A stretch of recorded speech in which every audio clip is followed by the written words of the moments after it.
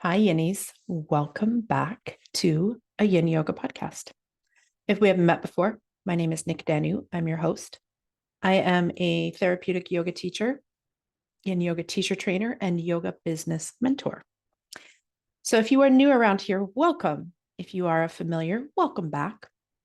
If you are a familiar and you have not yet, if you've been listening to these episodes and you've been getting some nuggets of wisdom or helpful things to help you on your path from these, if you wouldn't mind taking a moment just to pause this right now and do a review wherever you're listening to this podcast. If you're watching this on YouTube, make sure that you have subscribed and you could give this a thumbs up. That would be awesome. So if you're listening to this, if you could pause in whatever app you're listening to this in, if you would give this a 5-star review, I'd be super grateful. It helps other people interested in Yin Yoga find it.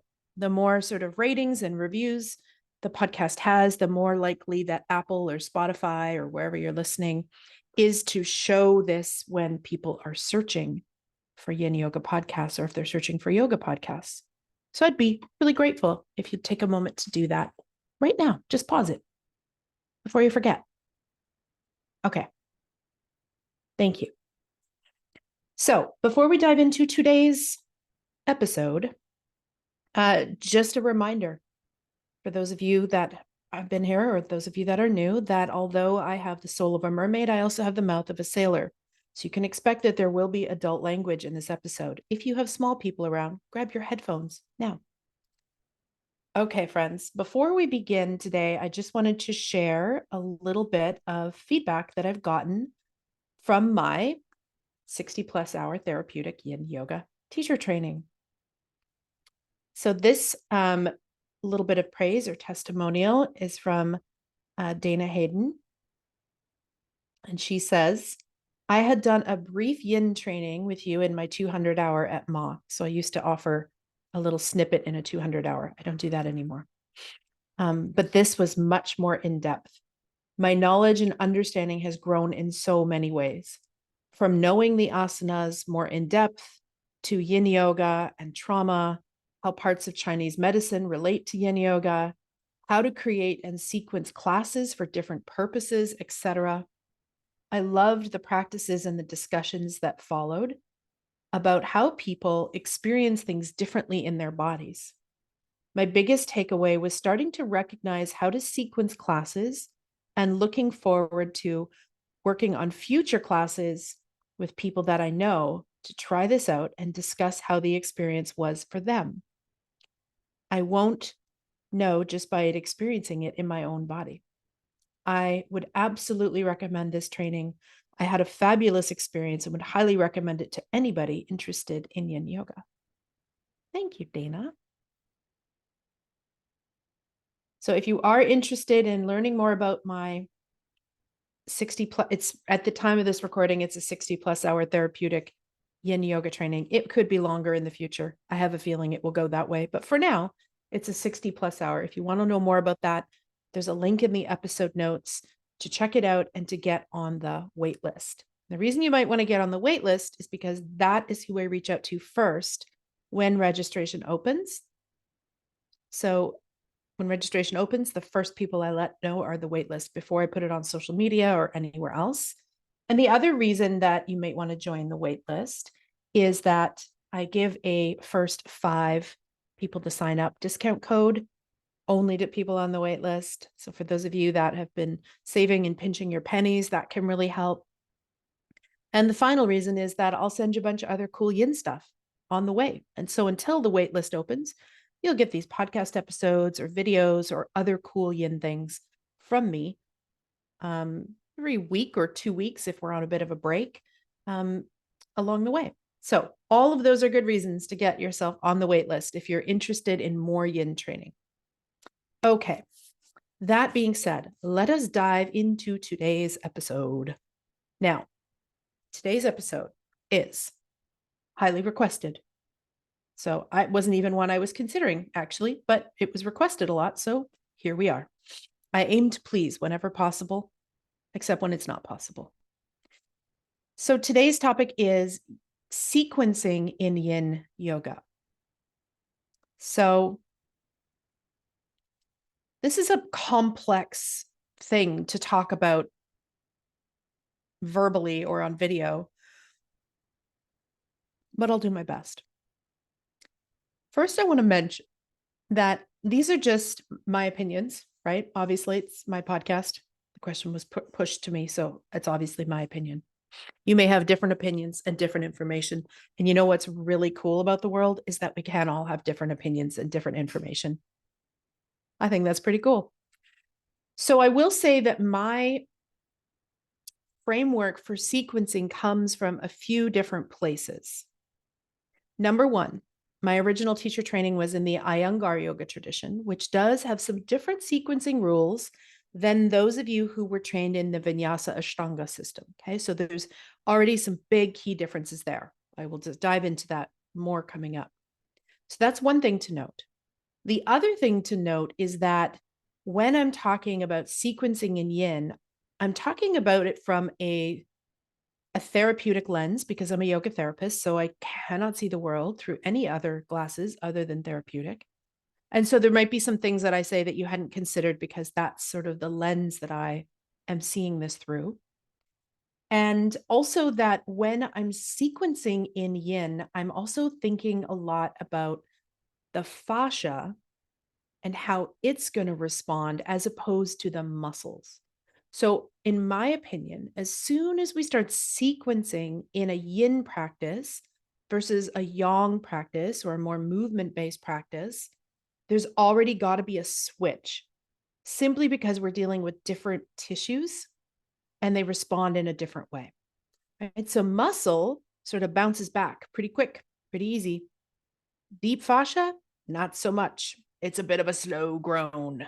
And so if you hear me in this episode teaching and talking about sequencing in a different way than what you are familiar with, it is because number one of my first training, Iyengar based, number two, therapeutic lens, and number three, I'm thinking of it from the perspective of how does our deep fascia respond and in what time and at what pace.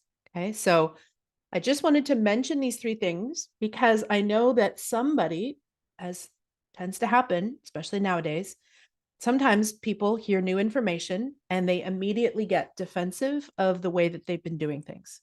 Okay, so again, remember, this is my opinion. I'll tell you what my opinions are based on. And then, of course, ultimately you decide for yourself. But my invitation to you is that if what I'm saying sort of sparks a little bit of the, hey, what? Say what? In you, before you get defensive and immediately start defending your position, actually sit with it. And then, dear yoga teacher, practice it. So take some of these principles that I'm talking about and practice them, and then practice the opposite in your body and see for yourself, right? Okay. So here we go.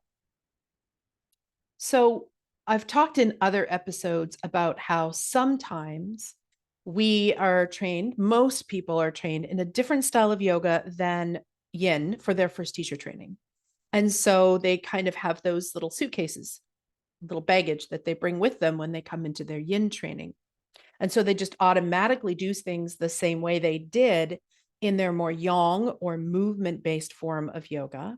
If you're not familiar with these concepts of sort of yin and yang, I did a whole podcast episode on that. If you're listening to this, I'll link it below. If you're watching it on YouTube, I'll put a little card wherever the cards go, whatever corner that ends up being, so that you can check that out. So if you don't have a good understanding of yin yang theory, and it is pronounced yang, not yang. So if you don't have a good understanding of those concepts, then some of this might only halfway land. So you can always check that episode out as well. So movement forms of yoga, more dynamic forms of yoga, whether that's your hatha or your vinyasa or your ashtanga or your hot or whatever those forms are, have certain principles and work with certain tissues. And then yin works with different tissues.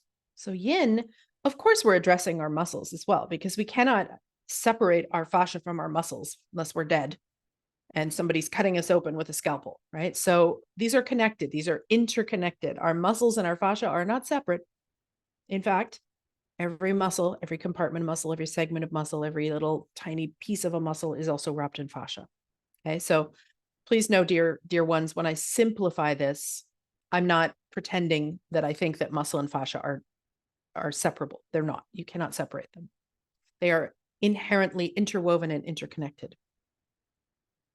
However, that being said, Yin Yoga's specialty physically is deep fascia and large bands of connective tissue. And those types of tissues respond differently than a tissue like muscle. So if our focus when we're teaching our classes is muscle, we might sequence in a different way than if we were working with deep fascia. So that's the first seed to plant. And I know that sometimes you may have been trained in a style of yoga where you were taught that as soon as you do a pose, you immediately have to do a counter pose. Okay. And I'm not saying that that's wrong. It's not my experience. I don't find that a therapeutic way to practice. But again, that's what a large percentage of you were taught, especially if you were taught in the sort of Vinyasa Ashtanga lineages. I come from the Iyengar tradition, where we were actually taught that when it comes to the spine, for example, that you want to finish one direction of movement and then do something neutralizing, like a twist or a lateral extension, before you do another direction of movement. Meaning, in the Iyengar tradition, you're not going to do a back bend and then immediately do a forward bend. You would instead finish any back bending, do a twist or a lateral pose, and then move into the forward bending, or vice versa. Okay, so it's just a bit of a different lens and a different way of seeing the body. And this is said to be easier on the spine, which from my experience, that is true.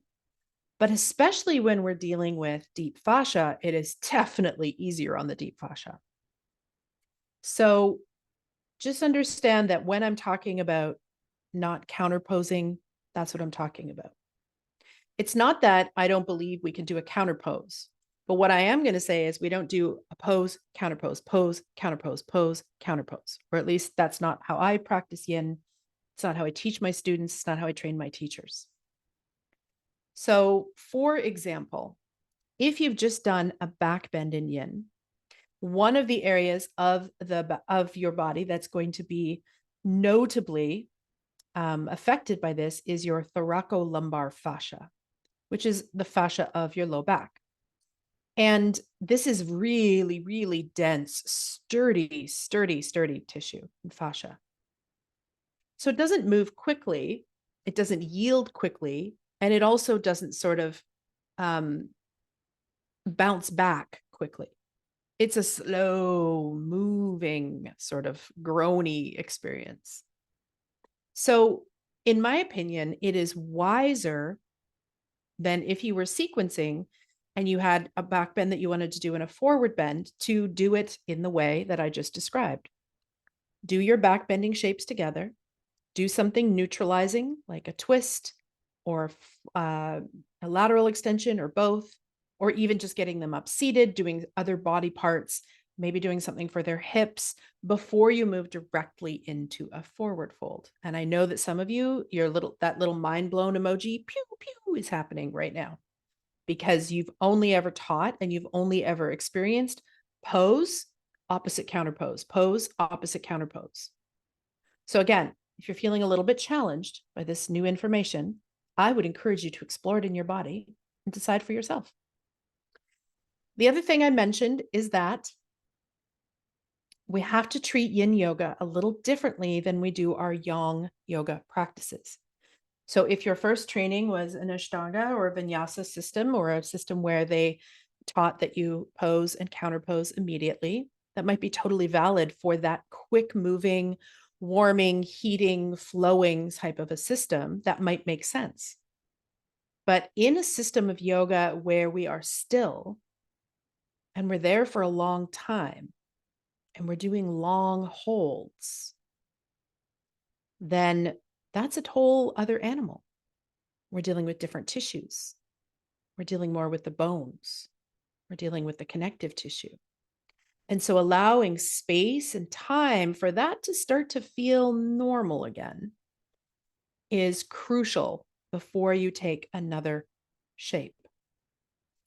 So that brings us to, I'm just going to briefly touch on this because I am going to do a whole episode on the rebound, but that brings us to another thing that's unique about yin.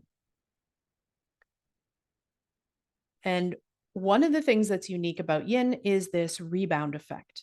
This is what my teacher Paul Grilly calls it. I actually call it the resonance or the linger of the pose in your body. So anyone who's practiced yin and has done a good solid, 5 minutes or more hold in a pose and then starts to come out is going to be familiar with that sort of moan and groan kind of feeling temporarily vulnerable, slow moving feeling, right? What you're feeling there is your deep fascia. And so it would be wise for us to allow that experience to come back to closer to your familiar shape before you ask it to do something else.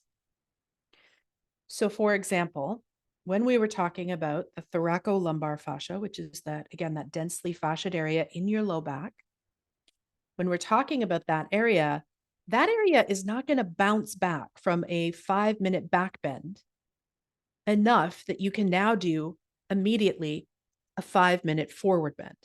That is going to be so hard on the students or your body. So what you would do instead is, first of all, and if you're a teacher and you're not offering these little rebound breaks in between poses, you really need to pay attention to that. That is what makes yin unique. And that is that little time that's going to give us what we need to begin to feel familiar again before we move into something else. Again, I'm going to do a whole episode on the rebound, but just note, dear teacher, if you were trained in a style of yoga and they did not teach you to include rebounds, start adding those in. Little 1-minute breaks between long held shapes to allow your students to begin to feel like their familiar self again before you ask them to make a new funny shape with their body. Okay, that's all for rebound right now. So, in my opinion, when it comes to directions of the spine, it is wiser to do your back bending shapes together, then put in a lateral pose, like a side bend of some sort, and or a twist, both if you can, and then slowly maybe start moving them into forward bending shapes. That will give that thoracolumbar fascia and the deep fascia of the back body time to begin to feel like its familiar self again before you're now asking it to take the completely opposite position. And in there, we would include a rebound. So you would come out of a back bend or whatever, maybe if you were doing a few back bends back to back, that's fine. And then you would, each one would get a little rebound, and then you would do a rebound, maybe do a twist, a lateral, and then a forward fold. And I realize again that for some of you, this is seriously giving you mind blown things because you have been taught that you immediately follow a back bend with a forward bend. Just know that is not written on any ancient yoga cave anywhere. That's true. There are whole styles of yoga that never practice that way. Legitimate, historic forms of yoga that don't practice that way. So although that may be the way you were taught, it may or may not be the correct way. And it's definitely going to be more challenging for yin.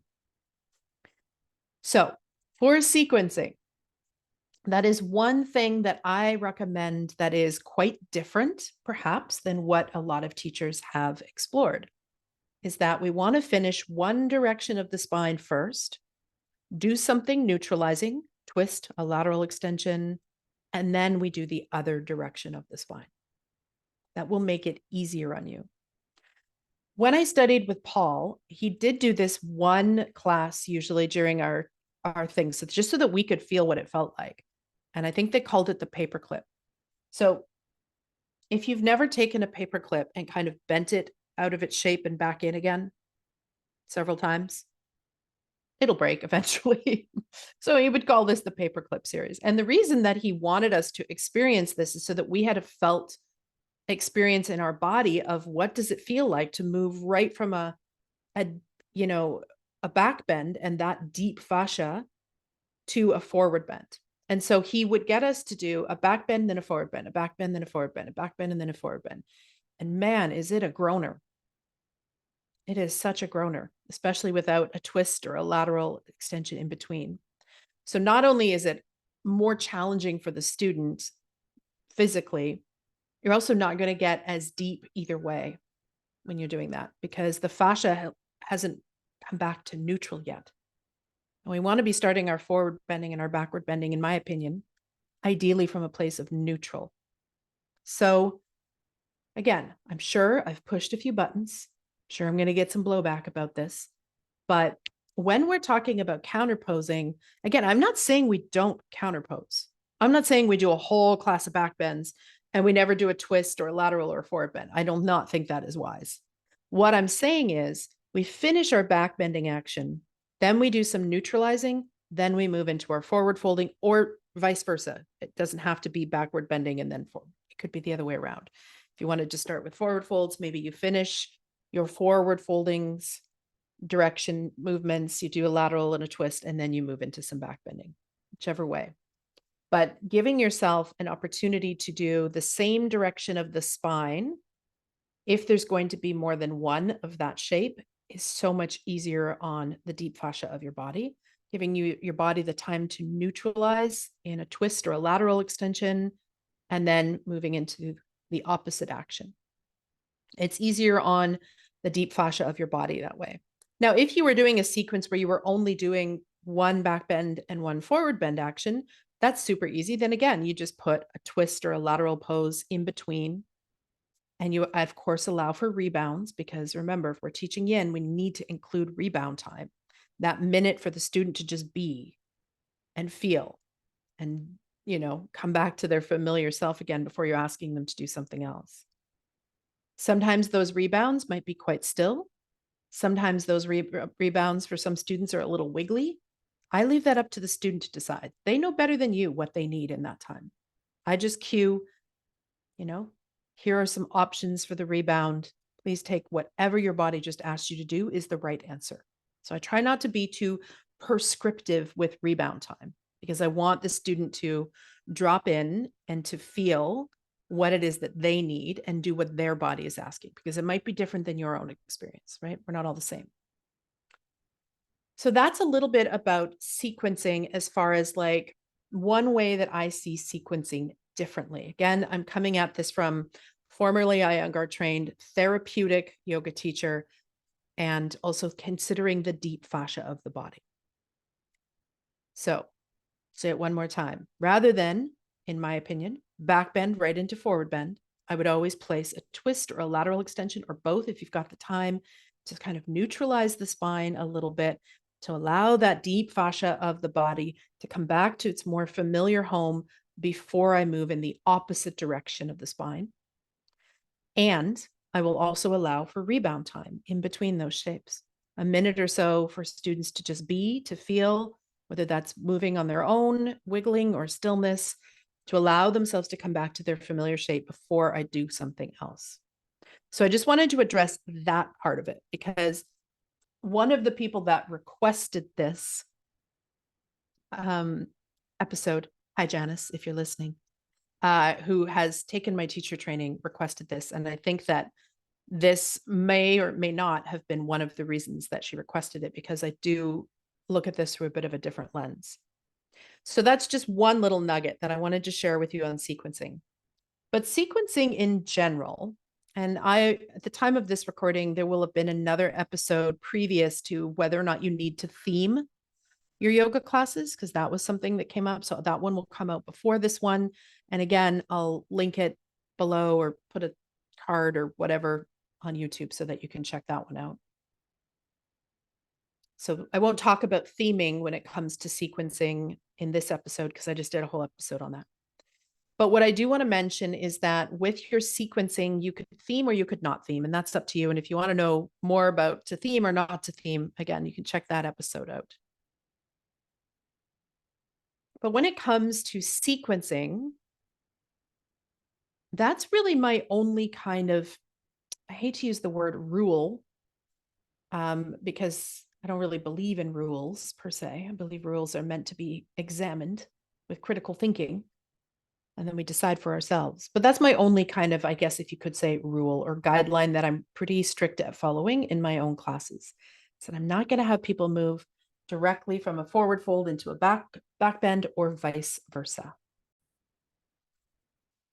And then when it comes to sequencing, I feel like in the Yin community, there seems to be all this pressure on, including meridians in your sequences. And again, I've done past episodes talking about that more in depth.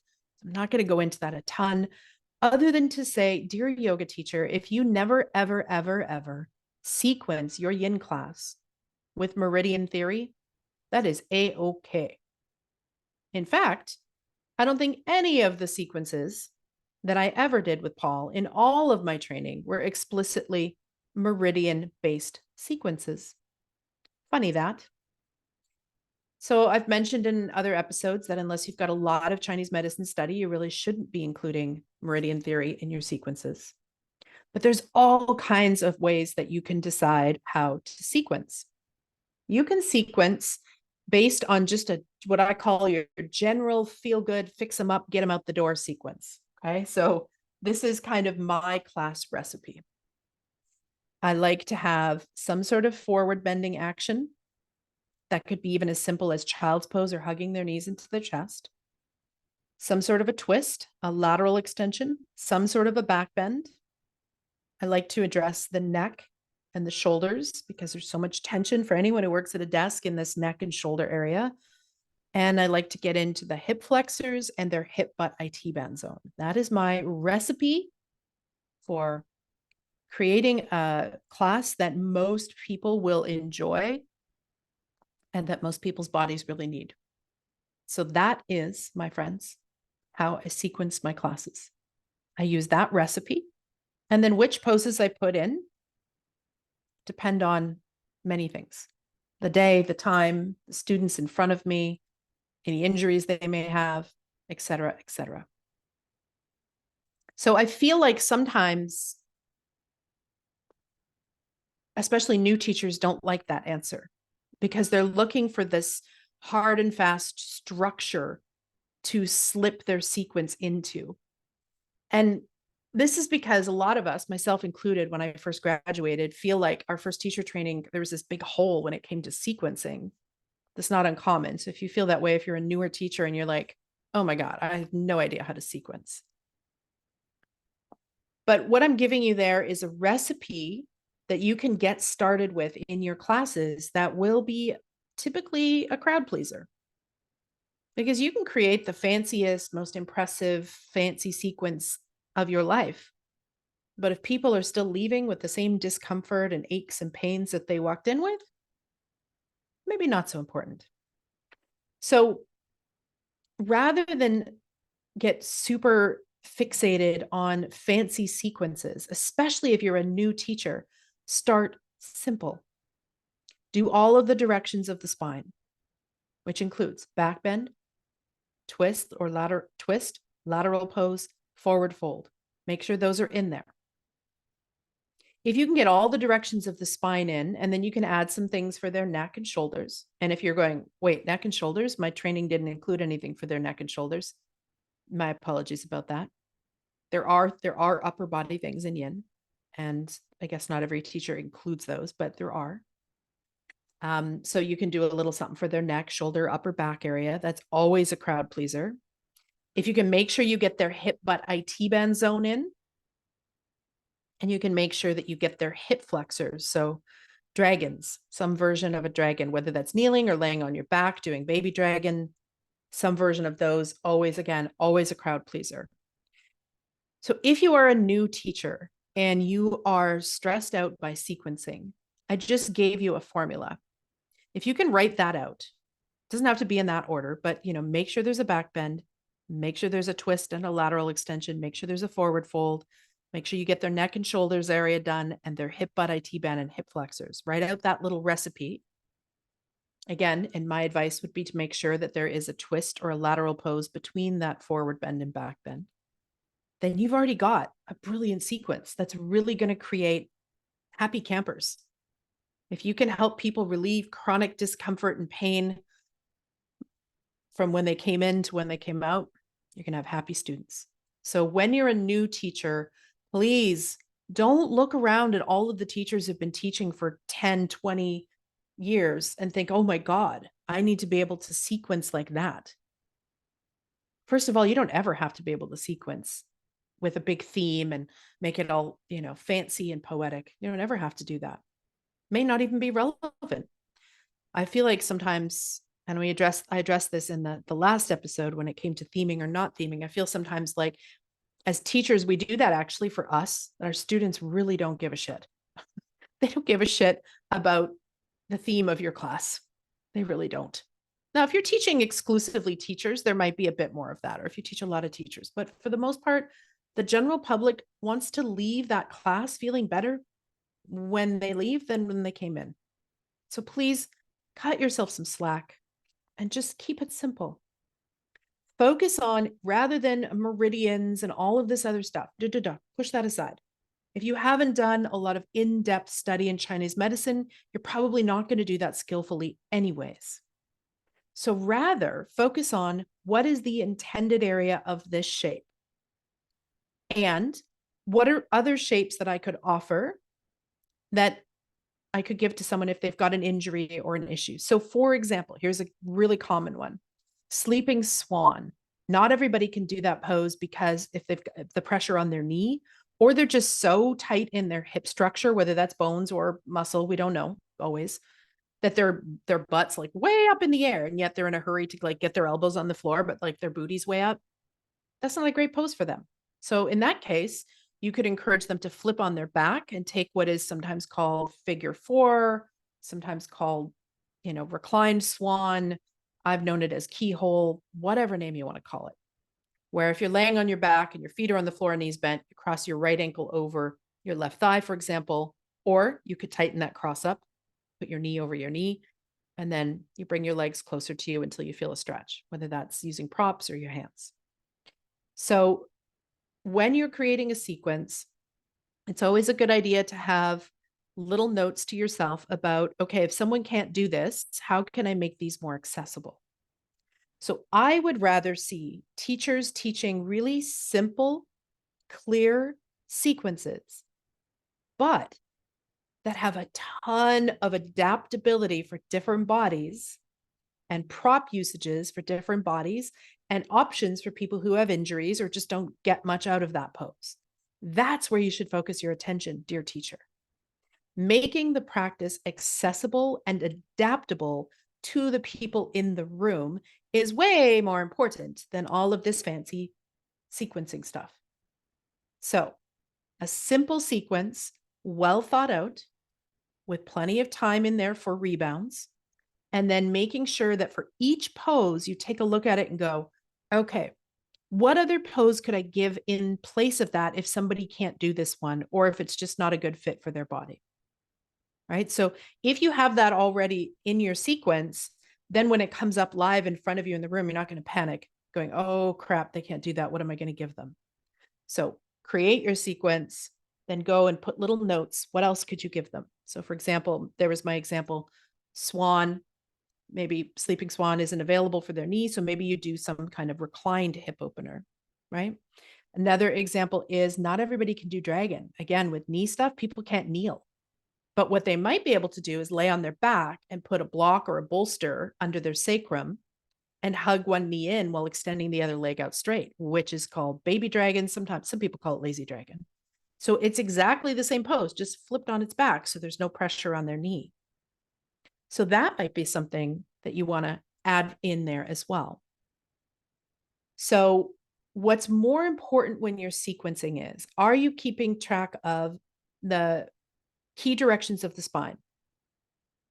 Are you forward bending? Are you doing lateral twisting, back bending? Are those movements there? If so, bing, gold star number 1.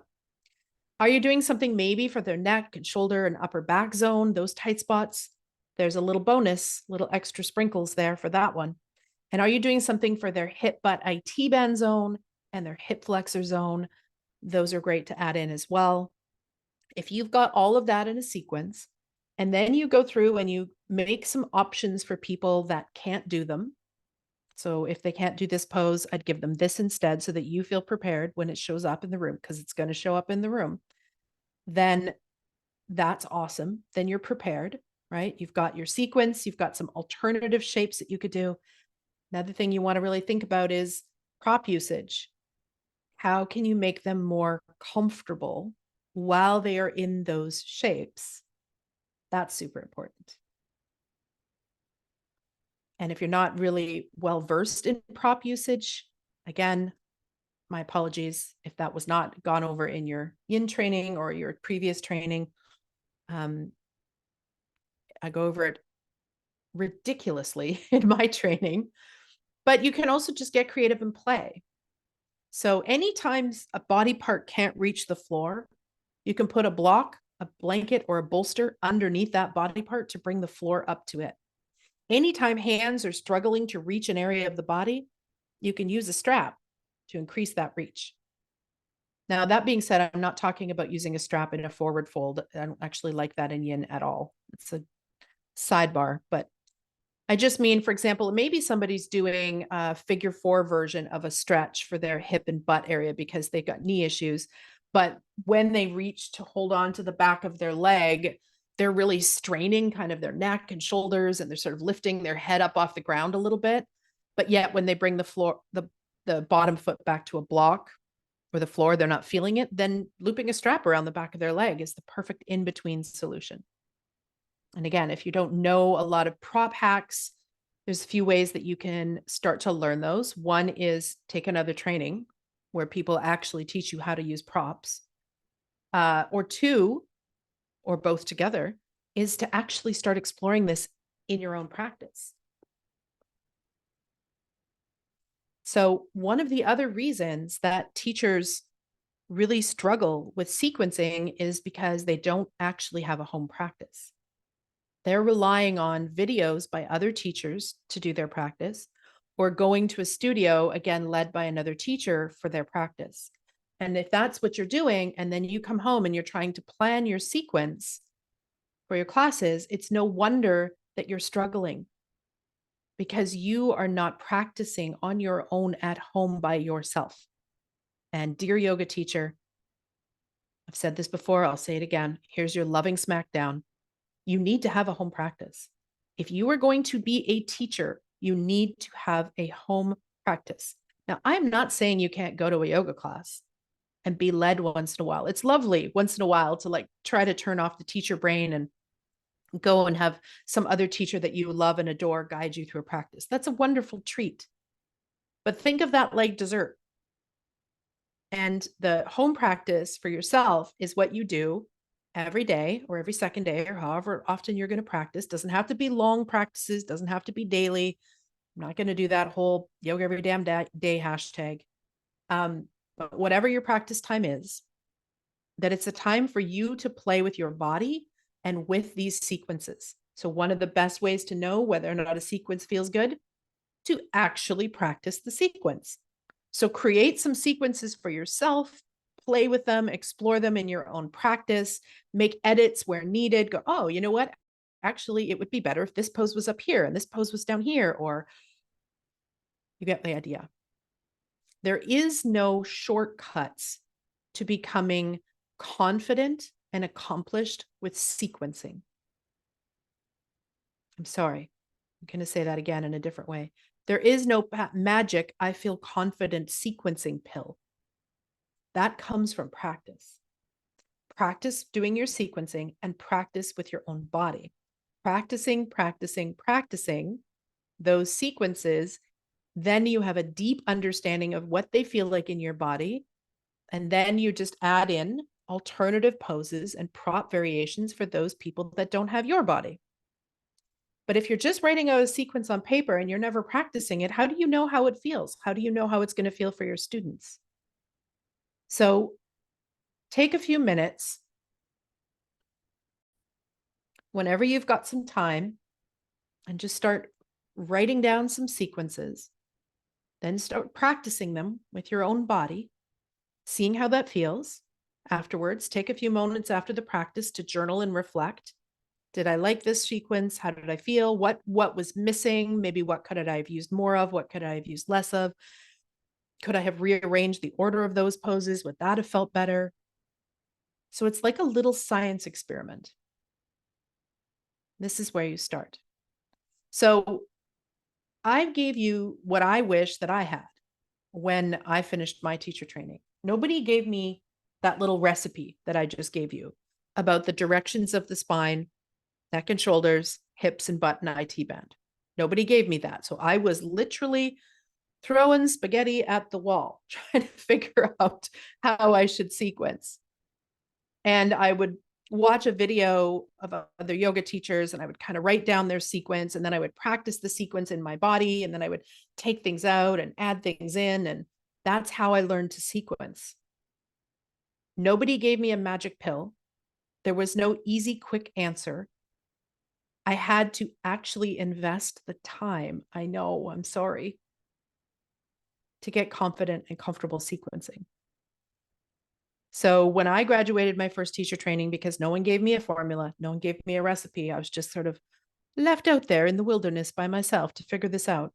I started watching a whole bunch of videos. I would write down their sequences, and then I would practice it in my body. And then I would edit things and take things out and add things in and change the order. And then I would practice it again until I felt like, okay, now that was a sweet sequence. So there is no magic pill if you're a new yoga teacher to getting comfortable with sequencing. It takes practice, it takes repetition, and you have to experience it in your own body. If you are not doing your own sequences, how are you going to know if they're effective or kind or well crafted? You aren't. You're going to feel like you're just shooting in the dark. So if you're an experienced teacher, then none of this is probably even that relevant for you. You're probably pretty okay, pretty comfortable with sequencing, or maybe you're not yet still. And if that's the case, again, it's probably because you're not practicing what you preach. You don't actually have an established home practice. And so I remember in my very first teacher training, my teacher saying that you cannot teach what you don't practice. And she was right. You can learn things in books, you can learn things in your teacher trainings, but until you have embodied it several times, you do not have the ability to then transmit that information into other people.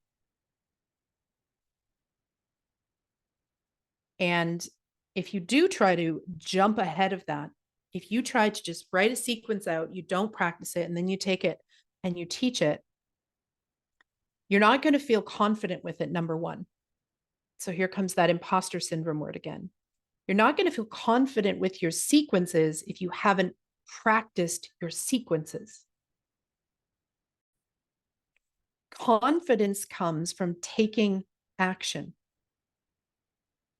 I'm going to say that one more time.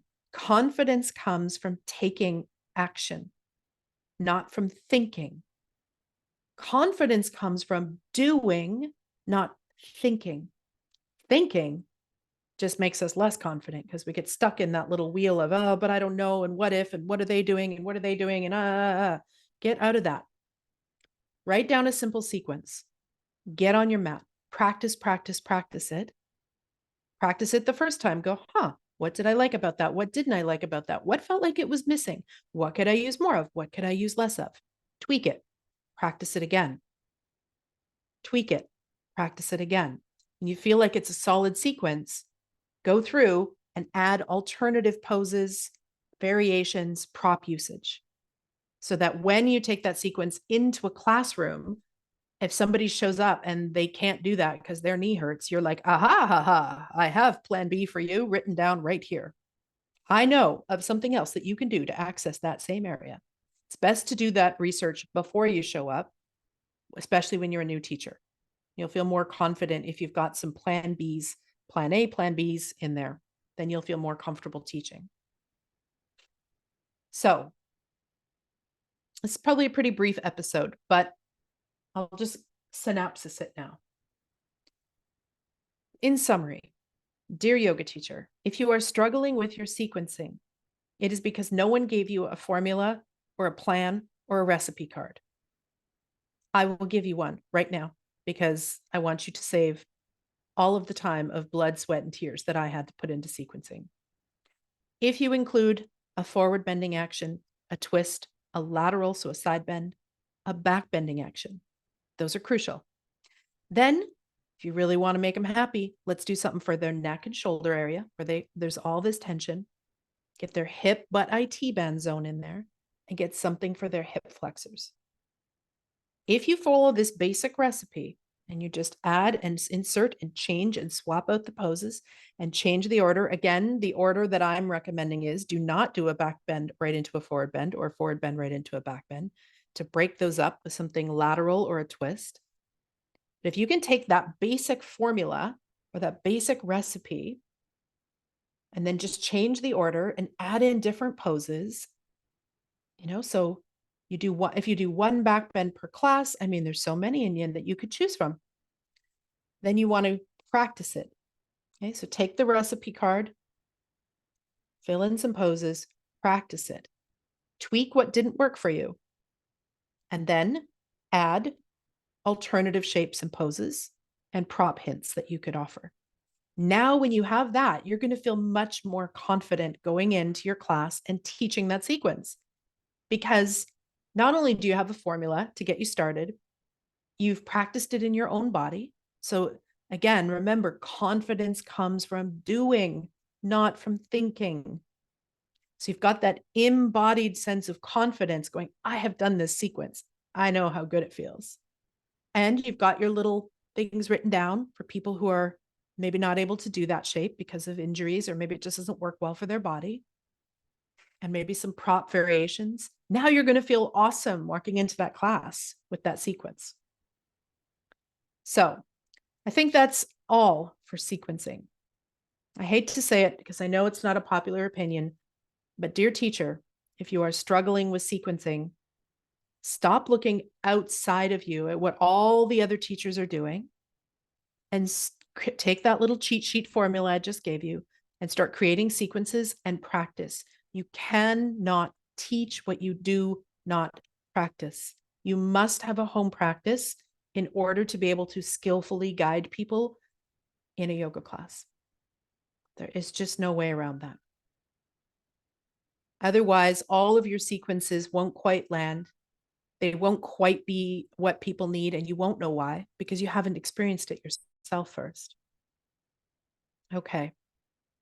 And then also know too, if you're a new teacher and you're still struggling with sequencing, I've given you some really good tips here. This ought to get you running and started, but just know it's going to be something you're going to tweak probably forever. I'd also recommend that you save sequences that you think went really well. You do not need to teach a brand new sequence every single freaking class. This is something that yoga teachers think that students do not care about. We get bored of our sequences long before our students do. Repetition is good. The nervous system appreciates repetition. When people know or have a sense of something being familiar, they relax in a deeper way.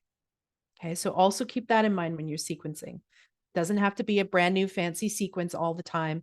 Create several templates that you have practiced in your body, that you are comfortable with, that you know well, and run with those, and then just gradually keep adding on. And before you know it, you're going to have a whole little collection of these sequences that you have created and vetted and practiced and taught. And that takes so much of the pressure off.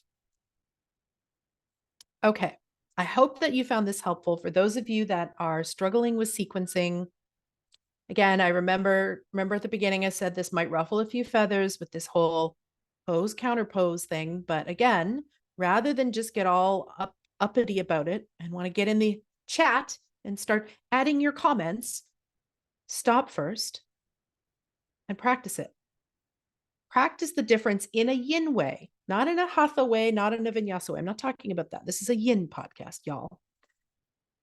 Take a moment or two to do 2 practices back to back. One day, one the next day. Keep some notes. How does it feel when you do a back bend right into a forward bend, a back bend right into a forward bend, versus I did a back bend I do a twist and a lateral pose into a forward bend. Go ahead, experiment with that. Let me know how it goes. Okay, dear friends, I hope that you found this helpful. And until we meet again, bye for now.